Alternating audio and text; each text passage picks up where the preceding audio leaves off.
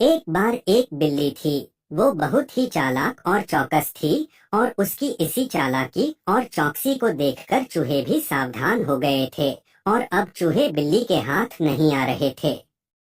एक समय ऐसा आया कि बिल्ली भूख के मारे तड़पने लगी। एक भी चूहा उसके हाथ नहीं आता था क्योंकि वो उसकी आहट सुनते ही तेजी से अपने बिल में छुप जाते थे। भूख से बचने के लिए बिल्ली योजना बनाने लगी। तभी उसके दिमाग में कुछ आया और वो एक टेबल पर उल्टी लेट गई। उसने सभी चूहों को यह सोचने पर मजबूर कर दिया कि वो मर चुकी है। सारे चूहे बिल्ली को ऐसे लेटा हुआ अपने बिल से ही देख रहे थे।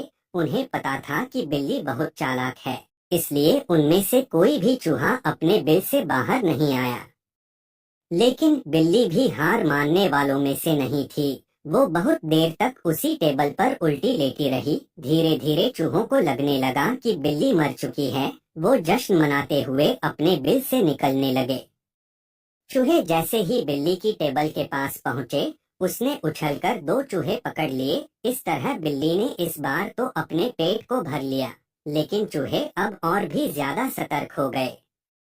दो चूहे खाने के बाद बिल्ली दोबारा भूख से तड़पने लगी क्योंकि चूहे अब बिल्कुल भी लापरवाही नहीं बरतना चाहती थे।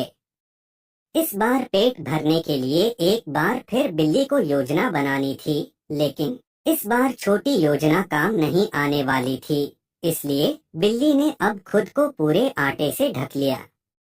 चूहों ने सोचा कि वह आटा है और उसे खाने के लिए आ गए, लेकिन एक बूढ़े चूहे ने उन्हें रोक दिया।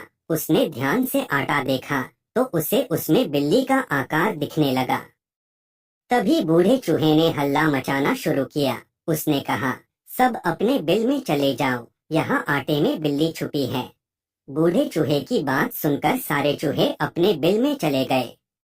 जब बहुत देर तक एक भी चूहा बिल्ली के पास नहीं पहुंचा, तब बिल्ली थकने की वजह से उठ गई। इस तरह बूढ़े चूहे ने अपने अनुभव से सारे चूहों की जान बचा ली। कहानी से सीख।